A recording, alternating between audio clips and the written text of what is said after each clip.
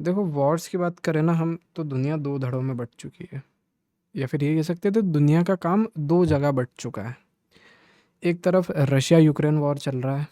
Russia Ukraine war में एक कह सकते हैं कि एक बहुत ज़्यादा बड़ी एक ट्रेजेडी हुई है कल रशिया के अंदर ही, मतलब वॉर से रिलेटेड नहीं है, बट एक बहुत बड़ी ट्रेजेडी हुई है जिसके चलते रशिया में एक बहुत बड़ा टेररिस्ट अटैक हुआ और 133 लोग लगभग उस टेररिस्ट अटैक में मारे गए। Over 133 lives. ओके, 133 तो है ही है, बट उससे ज़्यादा भी हो सकता है। देन रशिया ने इसका ब्लेम यूक्रेन पर लगाया और मतलब थोड़ा बहुत इसमें चलता रहा। देन आईएसआईएस ने इसकी रिस्पॉन्सिबिलिटी क्लेम करी कि हमने ये टेररिस्ट अटैक किया है। कुछ लोग पकड़ाए हैं, उनसे पूछताछ कर रही है रशियन एडमिनिस्ट्रेशन, उससे पूछताछ कर रहा है। ओके, और उसी के साथ ही यार पोलैंड का एयर स्पेस भी रशिया ने ब्रीच करा। अभी कीव पर एक बहुत बड़ा अटैक करा रशिया ने। ठीक है, ये सब काम चल ही रहे हैं। देन एक लेटेस्ट न्यूज़ ये निकल के आती है कि एक बहुत बड़ी ट्रू स्टॉक हुई है, यानी कि एक बहुत बड़ी मीडिएशन हुई है, एक बहुत बड़ी डील हुई है। डील के अंदर ऐसा है, अभी कुछ टाइम से सीआईए के जो चीफ़ है, मोसाद के चीफ़ है, ये सब कतर के अंदर थे। कतर से निकले और एक सोर्स की तरफ से खबर आई है कि दैट 700 वॉर ऑफ प्रिजनर्स को, उन लोगों को 700 उन लोगों को जो कि इसराइल ने बंदी बना रखे हैं, जो कि इसराइल की जेलों में है। और दोषी किस लिए है? वो मर्डर्स करने के लिए दोषी है इसराइलीज़ का। और भी रेप्स, मर्डर, इन सब के जो क्रिमिनल्स हैं जो कि इसराइल के अंदर बंद थे, पैलेस्टीनियन क्रिमिनल्स, या फिर कह सकते हैं हमास के जो क्रिमिनल्स हैं। ठीक है, उनको, उन 700 ऐसे प्रिजनर्स को इसराइल रिलीज़ करेगा, जिनके बदले कतर जो है, गाज़ा में जो लोग हैं, हमास जो है 50 प्रिजनर्स को, मतलब 50 जो लोगों को बंदी बना रखा है, उनको उनके बदले रिलीज़ करेगा हमास। ओके, तो एक बहुत बड़ी डील हुई है जिसके अंदर ये सब किया गया है।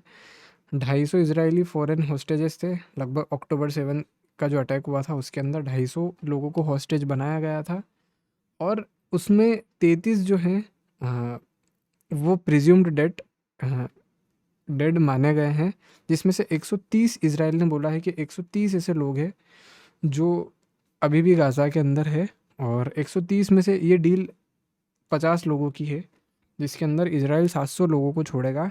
700 लोग जो कि वॉर ऑफ, मतलब कुछ ना कुछ क्राइम कर रखा है उन्होंने इसराइल में। एग्जाम्पल रेप ऑफ वुमेन, या फिर इसराइलियों को मारना, है ना, ये क्राइम्स कर रखे हैं। और इसराइल अपने 50 लोगों को इनके बदले छुड़ाएगा।